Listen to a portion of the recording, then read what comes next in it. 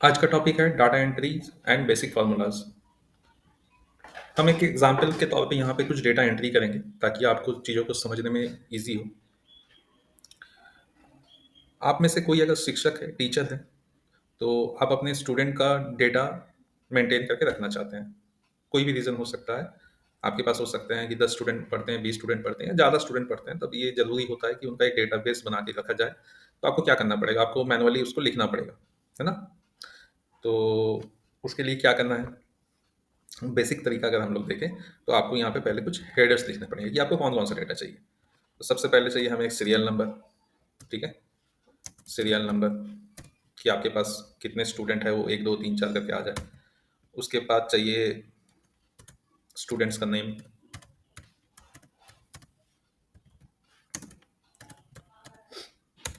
और क्या चाहिए? स्टूडेंट का कॉन्टैक्ट नंबर।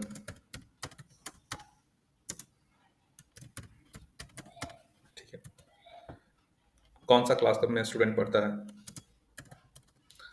5 6 7 8 9 10 11, कुछ भी हो सकता है, क्लास या स्टैंडर्ड आप डाल सकते हैं। अब स्टूडेंट का एज ले सकते हैं आप। फिर पेरेंट्स डिटेल्स आप आगे ले सकते हैं कि स्टूडेंट का parents details, father's name,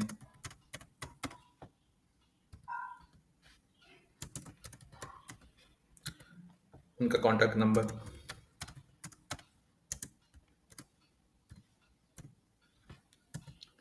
emergency contact number.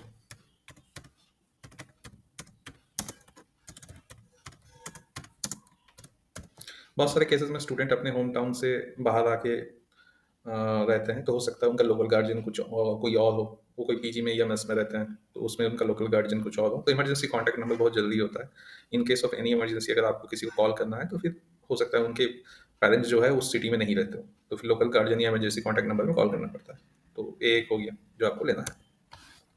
कई केसेस में आप और भी बहुत कुछ ले सकते हैं। आप ब्लड ग्रुप लेके रख सकते हैं। सॉरी।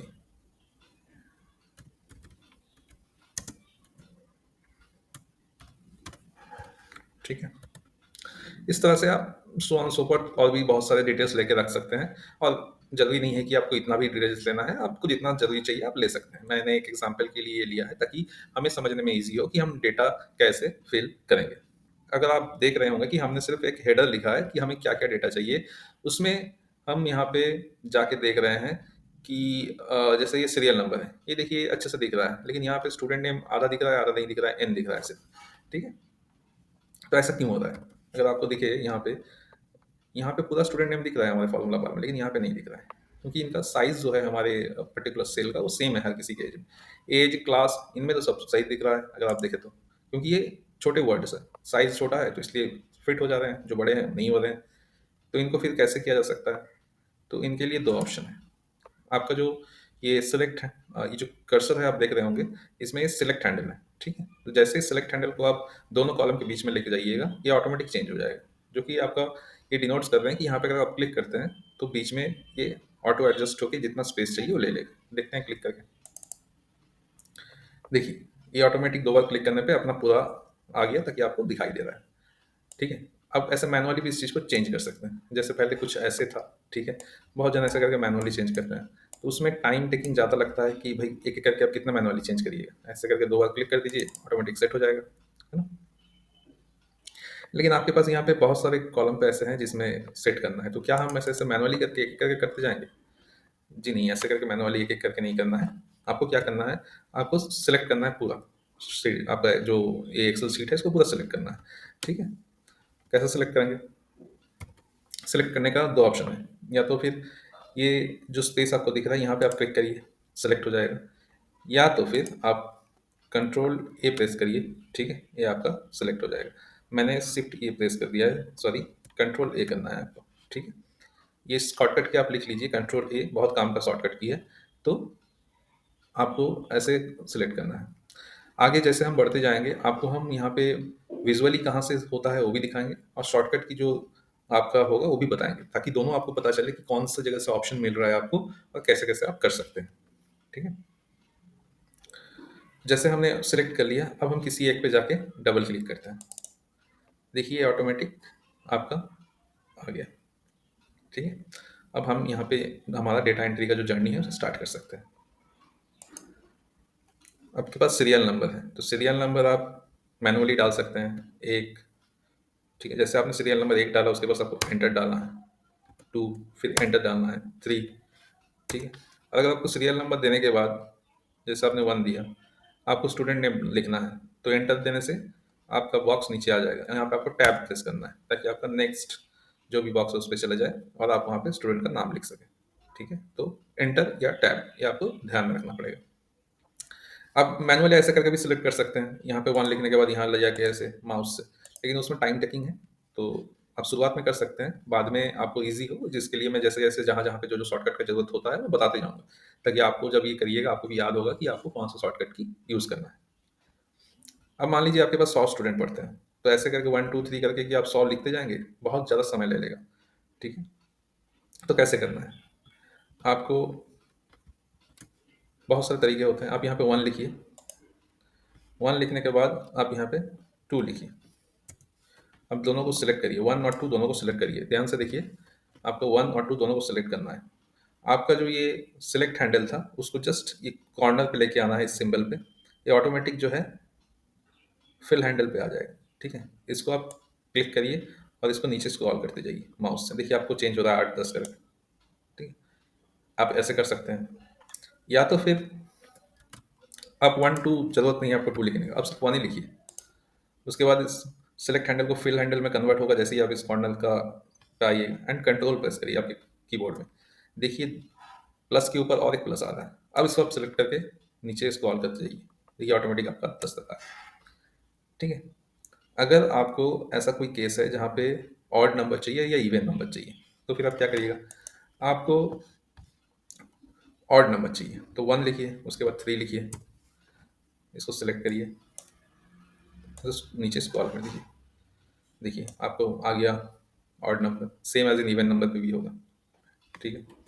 तो सीरियल नंबर लाने के बहुत सारे तरीके हैं, इसका फॉर्मूलाज भी है, इसका और शॉर्टकट की भी है, जो आदमी लेके आया जा सकता है। अभी आप इस कुछ जो पैटर्न है इसको जान के रखिए ताकि डेटा एंट्री करने में आपको इजी हो। आगे जैसे हम लोग बढ़ते जाएंगे, एडवांस की तरफ बढ़ेंगे, तो हम और भी बहुत सारे शॉर्टकट तरीके एंड फार्मूलाज से कैसे होता है वो हम देखेंगे, ठीक है। तो अभी हम जो है यहाँ पे 1 लिखते हैं एंड टैब प्रेस करके नेक्स्ट में जाके स्टूडेंट का नाम लिखते हैं।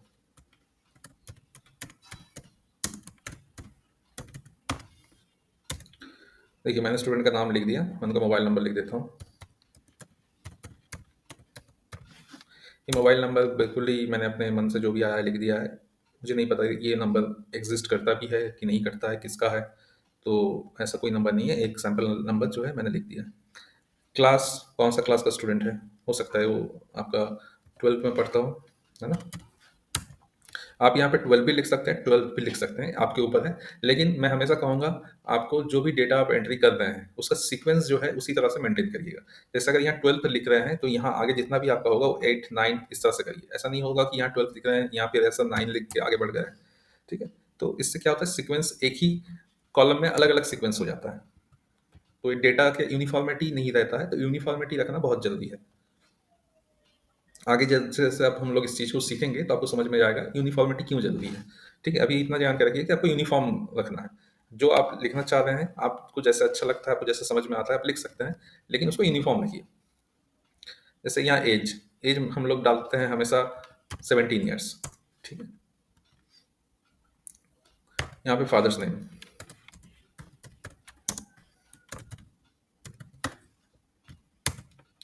उनका कॉन्टैक्ट नंबर,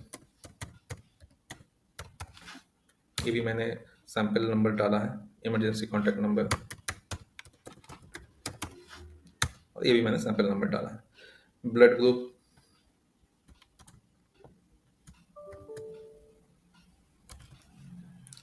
बी पॉजिटिव। तो इस तरह से हमने एक एंट्री कंप्लीट कर दिया है। तो आप भी ऐसे करके आपके पास जितने स्टूडेंट हैं उनका एंट्री कंप्लीट कर सकते हैं। अगर मुझे कोई इन्फॉर्मेशन यहाँ पे मिस हो गया, हमें चाहिए कि वो यहाँ पे हम ऐड करेंगे, तो वो कैसे होगा। जैसे फॉर एन एग्जाम्पल हमने एज लिया है 17, हम हमें यहाँ पे चाहिए कि उनका डेट ऑफ बर्थ क्या है।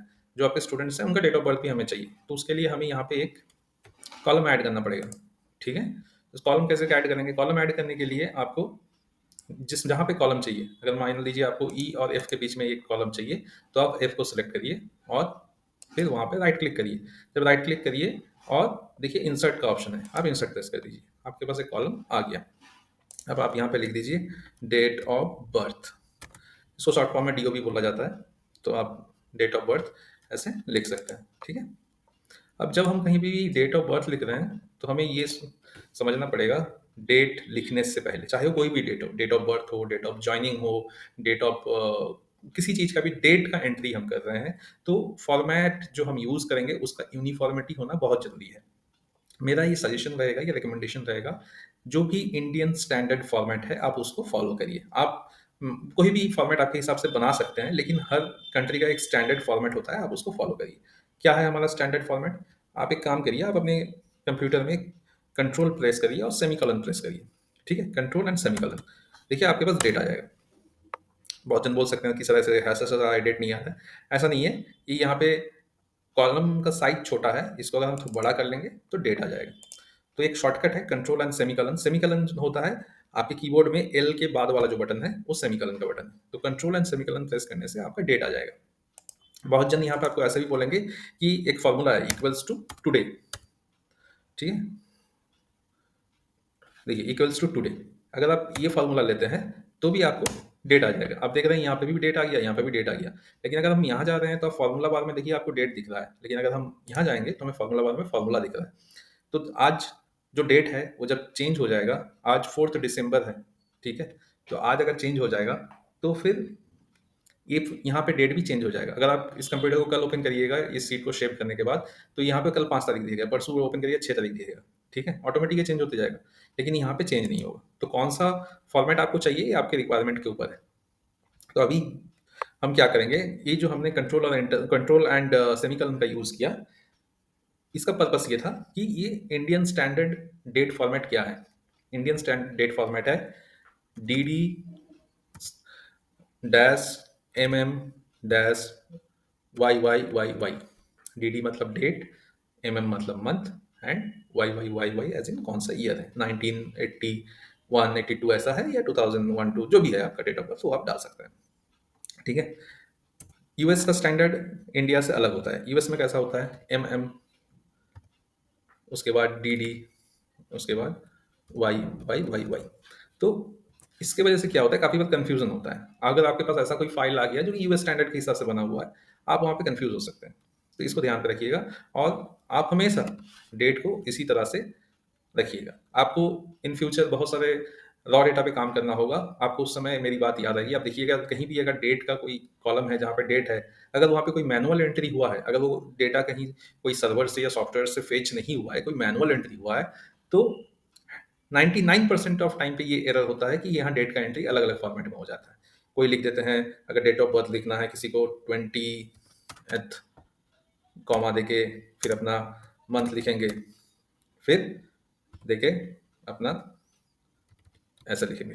ठीक है, तो कोई सही या गलत नहीं है, हर फॉर्मेट में होता है। आप अपना फॉर्मेट यूज कर सकते हैं, लेकिन उसमें यूनिफॉर्मिटी होना चाहिए। ठीक है, तो हम एक बार जान लेते हैं। जैसे मान लीजिए ये आज का डेट है, तो इसे हमें थोड़ा फॉर्मेट में चेंजेस करना है। मैं चाहता हूँ कि 12 की जगह पे दिसंबर लिखा हुआ है, तो कैसे होगा? उसको करने के लिए आपको इस पर राइट क्लिक करिए, ये फॉर्मेट सेल पे जाइए।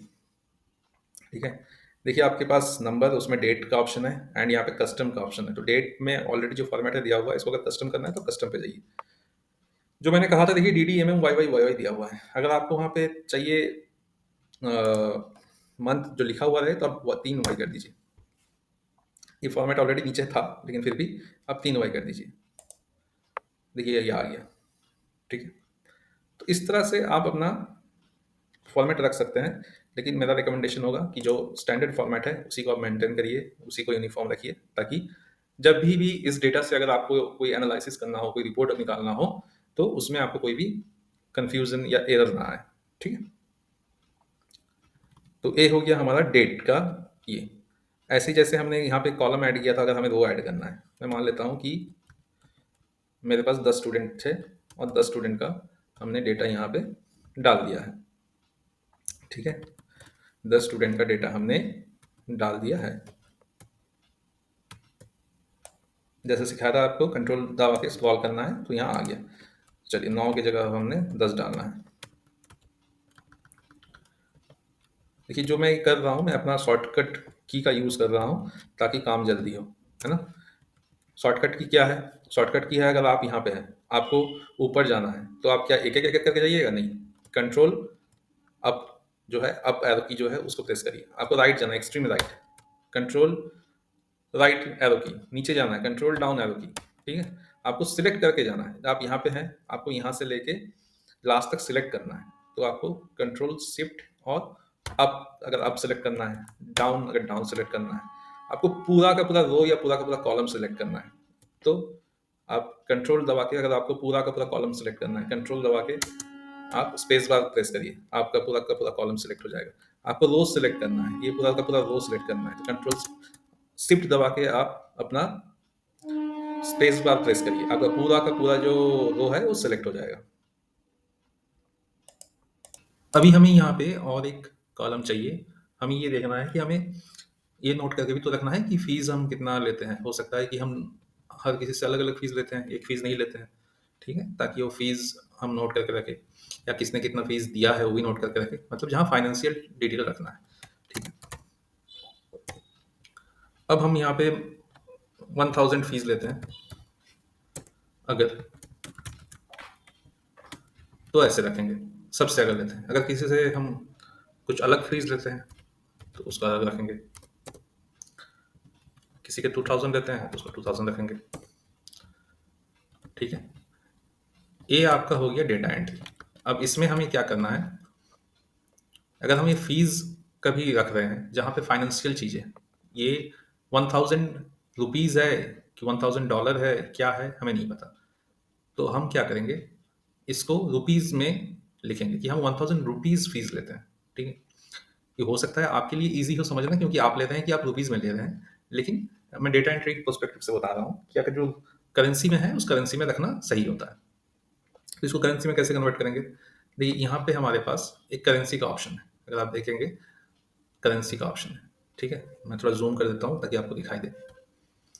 देखिए यहाँ पे जो इसके बगल में एक एरो है, इसमें अगर क्लिक करेंगे तो आपको दिखेगा करेंसी। आपको इंडियन है, यूनाइटेड स्टेट डॉलर है, पाउंड है, यूरो है, यहाँ अलग अलग स्टेट का अलग अलग है। तो हमें इंडियन रुपीज़ चाहिए, तो हम इंडियन रुपीज़ सेलेक्ट कर लेंगे। अभी एक सेल पे हमारा फॉर्मेट चेंज हो गया है। सेम फॉर्मेट अगर हमें पूरे सेल में चेंज करना है, तो हमें यहाँ से फॉर्मेट पेंटर नाम का इस ब्रश को फॉर्मेट कॉपी करना पड़ेगा और हमें यहाँ पे इसको पेस्ट करना पड़ेगा। सब के सब सेल में ये चेंज हो जाएंगे, ठीक। अगर हमें अगर ऐसे नहीं करना है, हमें पूरा सेलेक्ट करना है, पूरा सेलेक्ट कर लीजिए और यहाँ पे आके आप इसका चेंज कर दीजिए, जो भी आपको चाहिए ये उसमें भी चेंज हो जाएगा। तो आप जैसे चाहें वैसे कर सकते हैं। अगर आप इसके थोड़ा लुक एनहांस करना चाहते हैं, आप चाहते हैं इसको थोड़ा देखने में अच्छा लगे, आप इसका किसी रीज़न से कुछ प्रिंट आउट लेना चाहते हैं, तो चाहते हैं आप कि इसको देखने में अच्छा लगे, तो इसका फॉर्मेटिंग करना चाहते हैं, तो आपके पास यहाँ से देखिए, यहाँ फॉर्मेटिंग का पूरा ऑप्शन है, ठीक है? आप जैसे चाहे इसको फॉर्मेट कर सकते हैं। तो बेसिक कुछ चीज़ें हम लोग देख लेते हैं कैसे फॉर्मेटिंग होती है। जैसे हेडिंग जो है, आप हेडिंग को एक कलर देना चाहते हैं, तो आप जाइए, कोई भी कलर जो आपको पसंद है आप दे दीजिए। आप इसको थोड़ा बोल्ड करना चाहते हैं, बोल्ड कर लीजिए, ठीक है? आप चाहते हैं कि पूरा आप से यहाँ तक एक बॉक्स रहे, ग्रिड लाइन हाइलाइटर हो, यहाँ से आप इसको चेंज कर सकते हैं जैसे भी आपको लगे। तो इस तरह से आप जो है फॉर्मेटिंग कर सकते हैं। इसमें काफ़ी सारे ऑप्शन हैं, जैसे आप चाहते हैं कि एक सेंट्रल लाइन में अलाइन करना सबको, तो आप यहाँ से सेंट्रल कर सकते हैं, देखिए डेटा सब हो जाएगा। तो आप जैसा चाहें वैसा कर सकते हैं, जैसा आपको अच्छा लगता है तो उस हिसाब से कर सकते हैं, ठीक है? आगे बढ़ते हैं और इसमें हम लोग देखते हैं कि कैसे जो है हम लोग फार्मूला का यूज़ कर सकते हैं। फार्मूला का यूज़ एक्सेल में सबसे इम्पोर्टेंट पार्ट होता है। तो अभी तो हम लोग बेसिक फार्मूला ही देखेंगे, आगे आगे जैसे जैसे ये चैप्टर आगे बढ़ेगा तो वैसे वैसे हम एडवांस फार्मूलाज की तरफ भी जाएंगे। तो बेसिक फार्मूलाज से हम लोग स्टार्ट करेंगे। बेसिक फार्मूलाज से स्टार्ट करने के लिए हम लोग यहाँ पे हमने बनाया था कि आपके स्टूडेंट का डिटेल्स क्या है। अभी यहाँ पे आपका मान लीजिए आपने एक टेस्ट करवाया है आपके थ्रू आउट द ईयर में, तो उसका रिकॉर्ड आपने रखा है कि आपका कौन सा स्टूडेंट कैसे मार्क्स मिला है। मैं मानता हूँ कि आप एक साइंस के टीचर हैं जिसमें आप फिजिक्स केमिस्ट्री एंड मैथ पढ़ाते हैं। ठीक है, आपने फिजिक्स, केमिस्ट्री और मैथ, ये तीनों सब्जेक्ट है आपका। और यहाँ पे आपके स्टूडेंट जो है A B C D E F G H, इस तरह से आपका स्टूडेंट का नेम है। मैंने ए बी सी डी क्यों लिखा है, क्योंकि हमें अभी यहाँ पे स्टूडेंट का नेम नहीं लिखना है, इसलिए मैंने अलग डिनोट करने के लिए ए बी सी डी लिखा है। आपने ऐसे डालना है। ठीक है, और अभी यहाँ पे आप उनका नंबर जो है आप ऐड करना चाहते हैं कि किसको कितना मिला। तो ऑब्वियसली इस चीज़ को जिसको जितना मिला है मैनुअली ऐड करना पड़ेगा, लेकिन एक थोड़ा टाइम टेकिंग है। इसके लिए हम एक फार्मूला का यूज़ करेंगे जो हमें हेल्प करेगा कि यहाँ पे एक ऐसा नंबर आ जाए जो कि टेस्ट नंबर्स को रिलेट करता हो। ठीक है, क्या फार्मूला का यूज़ करेंगे? फार्मूला का नाम है रैंडम बिटवीन। फार्मूला यूज़ करने के लिए सबसे पहले हमें लेना है इक्वल्स टू, ये याद रखिएगा। फार्मूला हम यहाँ लिख रहे हैं, साथ ही साथ फार्मूला बार में भी आपका फार्मूला जो है आपको दिखाई देगा। ये फार्मूला बार है, यहाँ पे आपको दिखाई देगा। हम फार्मूला यहाँ लिखे या यहाँ लिए कहीं भी लिख सकते हैं। हमें क्या लिखना है? Random between. देखिए यहाँ पे आपके पास आ गया। जरूरी नहीं है कि आप पूरा फार्मूला लिखते बैठे, आपको दिख रहा है यहाँ पे रैंडम बिटवीन 3 नंबर पे। आप इसको नीचे स्क्रॉल कर लीजिए और टैब प्रेस करिए, आपके पास आ गया। ये आपसे पूछ रहा है बॉटम कि सबसे छोटा नंबर आपका क्या देना चाहते हैं। तो मानता हूँ कि आपने 100 नंबर का टेस्ट करवाया था, तो सबसे छोटा नंबर मैं देना चाहता हूँ 35, क्योंकि उससे नीचे तो फिर जो है नंबर बहुत कम हो जाता है। तो मैं मानता हूँ 35 नंबर मैं बॉटम में देना चाहता हूँ। और सबसे ज़्यादा नंबर कितना देना चाहता हूँ? सबसे ज़्यादा 100 में से 100 भी दे सकते हैं या तो 99 भी दे सकते हैं। तो चलिए मैं 100 दे देता हूँ। तो और मैं ब्रैकेट क्लोज करके एंटर कर देता हूँ। ठीक है, अब सेम फॉर्मूला को, जो फॉर्मूला मैंने यहाँ दिया, वो मैं यहाँ से लेके यहाँ तक कॉपी कर देता हूँ। देखिए आपको दिख रहा होगा कि आपका कौन सा स्टूडेंट को कितना नंबर मिला है, ये भर गया। लेकिन ये मैंने फार्मूला का यूज़ क्यों किया, मैं फिर से बताता हूँ। मैं फार्मूला का यूज़ इसलिए किया ताकि ये स्कोर अपने आप भर सके और मुझे मैनुअली यहाँ पे ना करना हो। लेकिन कोई भी जब डेटा एंट्री करेंगे तो जो स्कोर आएगा उसे देख के ही यहाँ पे एंट्री करना पड़ेगा। ठीक है, अब क्योंकि मैंने यहाँ पे एक फॉर्मूला दिया है, तो मैं अगर कुछ भी करूँगा तो ये हमेशा चेंज होते रहेगा। ठीक है, क्योंकि एक रैंडम बिटवीन एक ऐसा फॉर्मूला है जो हर इंस्टेंस पे चेंज होता है। अब मुझे देखना है कि ये तीनों मिला के कितना टोटल स्कोर हुआ है। तो कैसे होगा? मुझे सम फार्मूला हमने पहले चैप्टर में याद किया था, आप याद करिए। सम हमें ऐड करना है। ठीक है, फिर क्या करना है? मैंने सम लिखा, टैब प्रेस किया, ब्रैकेट ऑटोमेटिक आ गया। सम पूरा ऐसे जो है फार्मूला पूरा नहीं लिखना है, टैब प्रेस करना है, मैंने पहले ही बताया था। अब मैं अपना एरो की से ऐसे आया, देखिए शिफ्ट प्रेस करके मैंने इसको लिया और मैंने फिर ब्रैकेट क्लोज कर दिया, एंटर प्रेस किया। जैसे मैंने एंटर प्रेस किया, यहाँ पे देखिए चेंज हो गया। फिर से अगर मैं यहाँ पे एवरेज डलाना चाहता हूँ, इक्वल्स टू, देखिए एवरेज आ गया यहाँ। टैब प्रेस करिए। अब अगर आप माउस से करना चाहते हैं तो आप यहाँ से ऐसे करके सिलेक्ट कर सकते हैं। ठीक है, फिर से ब्रैकेट क्लोज कर सकते हैं एंड एंटर कर सकते हैं। ठीक है, देखिए जब मैंने एंटर किया तो फिर से फार्मूला चेंज हो गया। तो हर बार जैसा कोई भी एंट्री जैसे मैं कह रहा था करूँगा तो ये फार्मूला चेंज होता रहेगा। तो ये चेंज ना हो इसके लिए मुझे इसको सिलेक्ट करना है और फॉर्मूला को यहाँ से हटाना है। उसके लिए किया जाता है पेस्ट स्पेशल। कैसे होगा? पहले तो वो एरिया को मुझे सिलेक्ट करना है। ठीक है, उसके बाद मुझे कंट्रोल सी करके कॉपी करना है। पूरा एरिया को सिलेक्ट करके कंट्रोल सी से कॉपी करना है। अब यहाँ पे आप देखिए पेस्ट का ऑप्शन है, और यहाँ पे अगर आपको पेस्ट ऑप्शन मिल रहा है, यहाँ पे फिर पेस्ट वैल्यूज मिल जाएगा आपको। ठीक है, अब देखिए यहाँ से फार्मूला हट चुका है, आपको सिर्फ नंबर दिखेंगे। अभी नंबर चेंज नहीं होंगे क्योंकि फार्मूला हमने यहाँ से हटा दिया। हमें यहाँ पे टोटल मिल गया, हमें यहाँ पे टोटल मिल गया, हमें यहाँ पे एवरेज मिल गया। हमें मैक्सिमम मार्क्स अगर देखना है कि मैक्सिमम स्कोर क्या है, ठीक है, तो हम सेलेक्ट करेंगे, इसमें मैक्सिमम स्कोर क्या है वो दिख जाएगा। हमें अगर मिनिमम देखना है,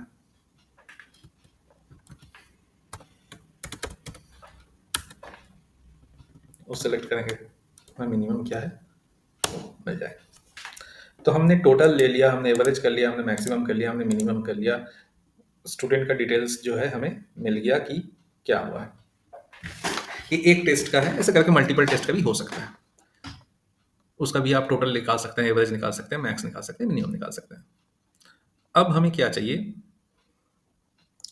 एक जगह पे हमने फॉर्मूला तो लिख दिया, हमें चाहिए कि बाकी के लिए भी सेम चीज़ आ जाए। तो क्या मैं यहाँ पे फिर से फॉर्मूला लिखूंगा? नहीं, हमें क्या करना है, इस फॉर्मूला को यहाँ से कॉपी करना है और इस एरिया को सिलेक्ट करके पेस्ट करना है। ठीक है, मुझे उम्मीद है कि आपको समझ में आ रहा है कि मैंने इस एरिया को सिलेक्ट कैसे किया, क्योंकि हमने पहले डिस्कस किया था शॉर्टकट की का, कौन सा शॉर्टकट की यूज़ करके हम लोग जाते हैं। तो हम शॉर्टकट की का यूज़ करके ये चीज़ कर रहे हैं, ताकि आपको भी आगे ये समझ में आते रहे कि शॉर्टकट की कैसे यूज़ किया जाता है। तो ये फॉर्मूला आ गया। इसको एक दूसरा तरीका होता है करने का, आप यहाँ से अगर कॉपी नहीं करना चाहते हैं, आप चाहते हैं ये सेम चीज़ यहाँ पे नीचे आ जाए, आप यहाँ से लेके यहाँ तक सेलेक्ट करिए और कंट्रोल डी प्रेस कर दीजिए। क्या प्रेस करिए? कंट्रोल डी, वो फिर भी आ जाएगा। ठीक है, आपका मन है आपको कंट्रोल सी करके फिर यहाँ पे पेस्ट करना है या कंट्रोल डी करना है। सिचुएशन के हिसाब से कभी कभी कंट्रोल डी यूज़ नहीं होता है, अगर आपका यहाँ पे फिल्टर लगा हुआ है, वो हम आगे देखेंगे। कभी कभी कंट्रोल सी कंट्रोल बी ही करना पड़ता है। तो जैसे आप लार्ज डेटा पे काम करिएगा वो चीज़ आपको पता चल जाएगा। तो ये आ गया, इससे हमने यहाँ पे किया था तो यहाँ पे ये चेंज हो गया। अब हम चाहते हैं कि हर किसी को एक ग्रेस मार्क मिले। ठीक है, हर स्टूडेंट आपका जो है वो एक ग्रेस मार्क दिया जाए। तो ग्रेस मार्क कितना होगा? ग्रेस मार्क होगा आपका 10, हर स्टूडेंट को ग्रेस मार्क मिले। तो यहाँ पे इनका टोटल हुआ है कितना? 178, इनको 188 हो जाए।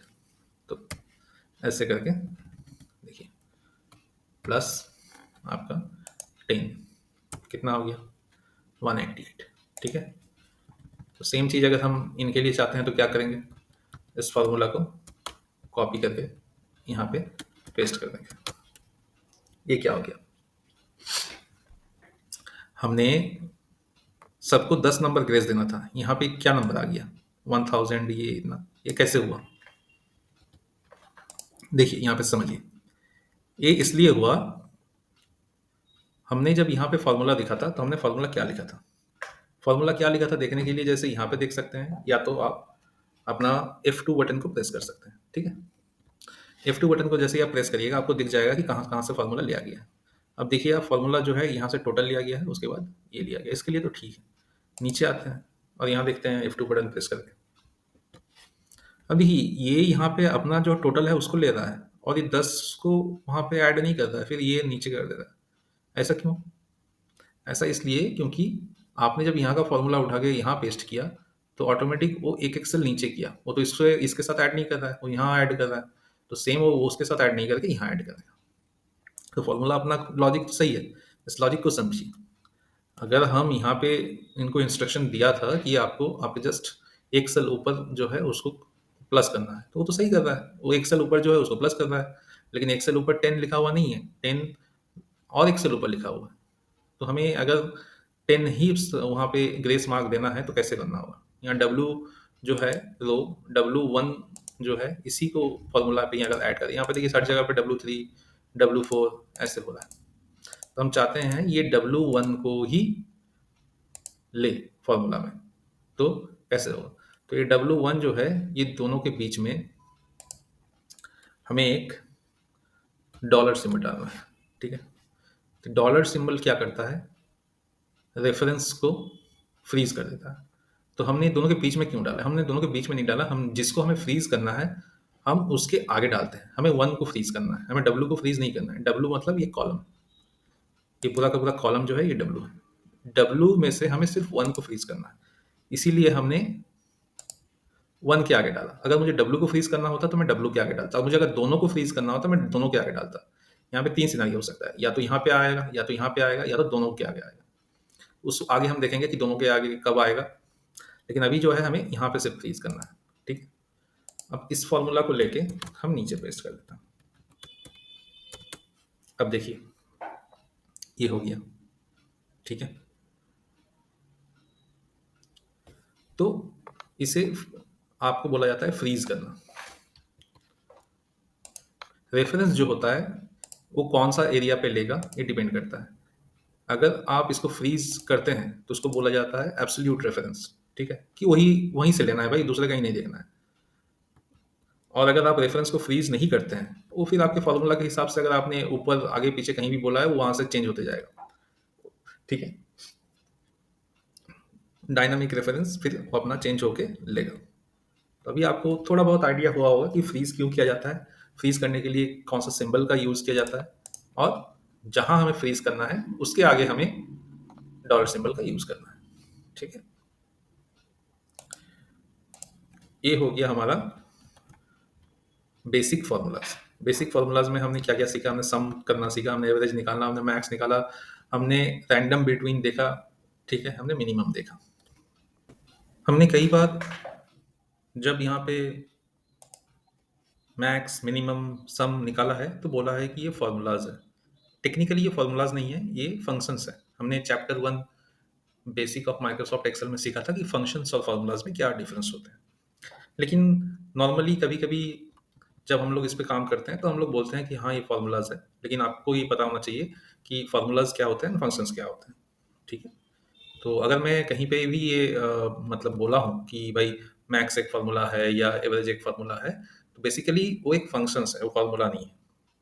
इस चीज़ को जरूर ध्यान में रखिएगा। हो सकता है आगे जाके भी कोर्स में कहीं पे भी मैं बोलूँ कि ये एक फार्मूला है, लेकिन आपको पता है कि फार्मूला क्या है और फंक्शंस क्या है। नॉर्मल लैंग्वेज में हम लोग फार्मूलाज बोलते हैं, लेकिन ये सब एक फंक्शंस है, प्री डिफाइंड फंक्शंस है, ठीक है। हमने यहाँ पे कुछ फॉर्मेटिंग किया था, ठीक। ये फॉर्मेटिंग को हमने खुद से किया था। एक होता है कंडीशनल फॉर्मेटिंग, बहुत ही इंपॉर्टेंट है, ध्यान से देखिए। ए बॉक्स को भी अगर मान लीजिए मुझे फॉर्मेट करना है, लेकिन कंडीशनल फॉर्मेट करना है, मुझे यहाँ पे बॉर्डर ऐड करना है, ये नहीं करना है, मैं कंडीशनल फॉर्मेट करना है।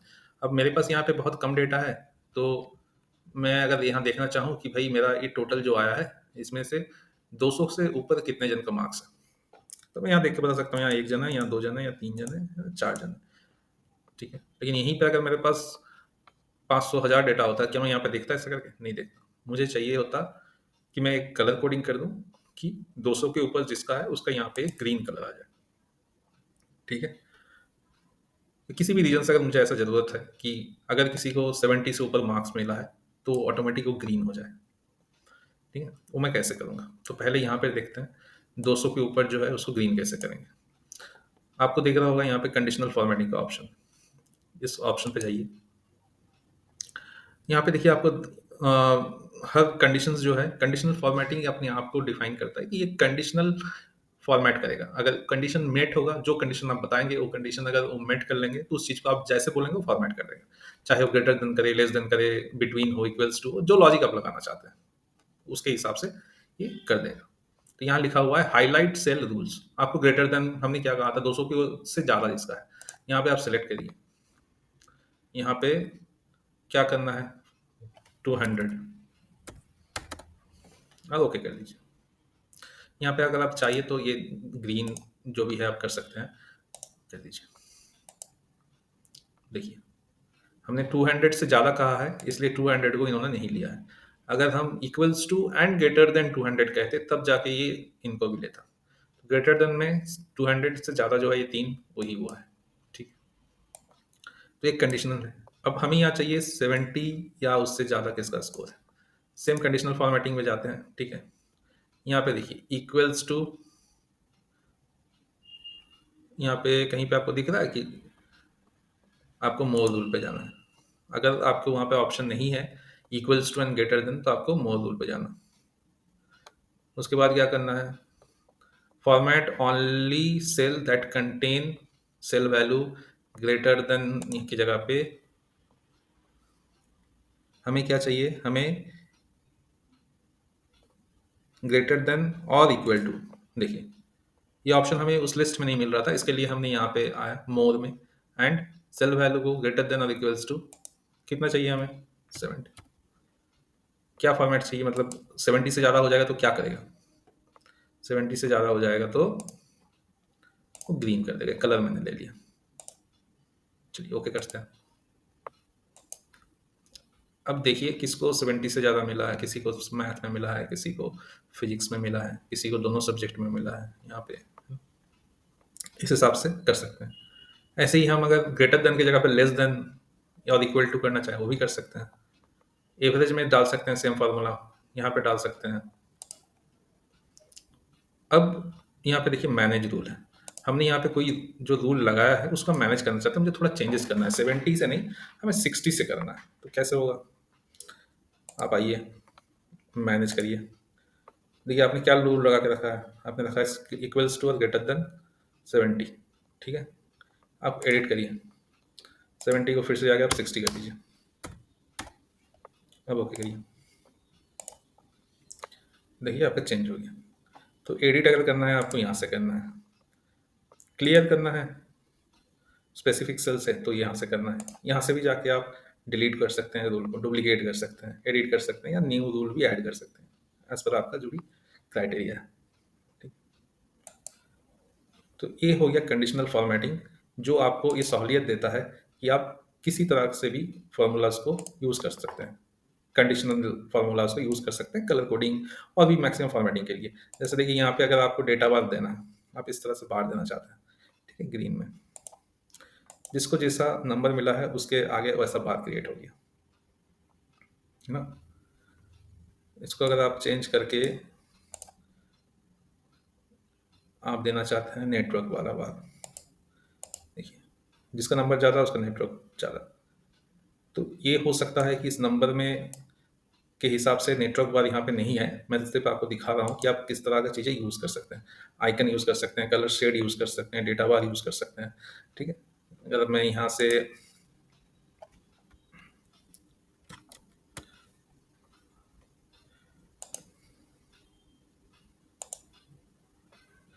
देखिए मुझे ये हटाना है, ये यहाँ से डिलीट करना है, और मुझे ये भी डिलीट करना है, मुझे ये भी डिलीट करना है, मुझे चाहिए ब्लैंक।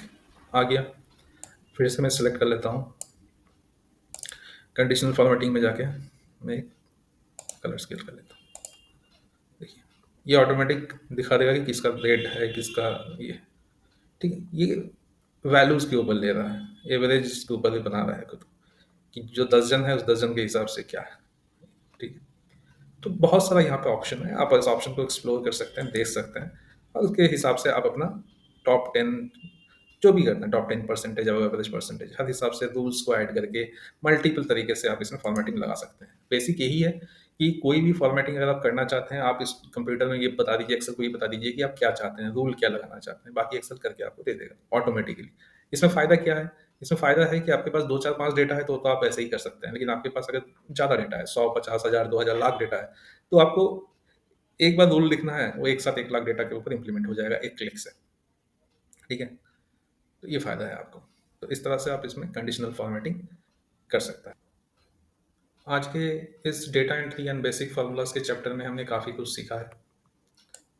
डाटा एंट्री कैसे किया जाता है, ऑटो फिल कैसे होता है, फिल हैंडल किसको बोला जाता है, कॉलम कैसे ऐड किया जाता है, रो कैसे ऐड किया जाता है, फॉर्मेटिंग कैसे किया जाता है, डेट्स का क्या फॉर्मेट रहता है, किस तरह से फॉर्मेटिंग किया जाता है, करेंसी को हम कैसे कर सकते हैं, रैंडम बिटवीन का हमने यूज़ देखा है, यहाँ पे कैसे रैंडम बिटवीन का यूज़ हुआ है, बेसिक फार्मूलाज को हमने करके देखा है कि बेसिक फार्मूलाज या फंक्शंस कैसे आ सकते हैं। यहाँ पे हमने रिलेटिव रेफरेंस और एब्सोल्यूट रेफरेंस को देखा है। एब्सोल्यूट रेफरेंस किसको बोला जाता है, रिलेटिव जो होता है वो डायनामिक रेफरेंस चेंज होता है। उसके बाद हमने कंडीशनल फॉर्मेटिंग करके देखा है। तो मैं उम्मीद करूँगा आप सब कोई इस चीज़ को समझे होंगे और आप इसको प्रैक्टिस करिए, ताकि जहाँ तक आपको बताया गया है उस पर आपका अच्छा पकड़ बने। हम लोग फिर मिलेंगे नेक्स्ट चैप्टर में।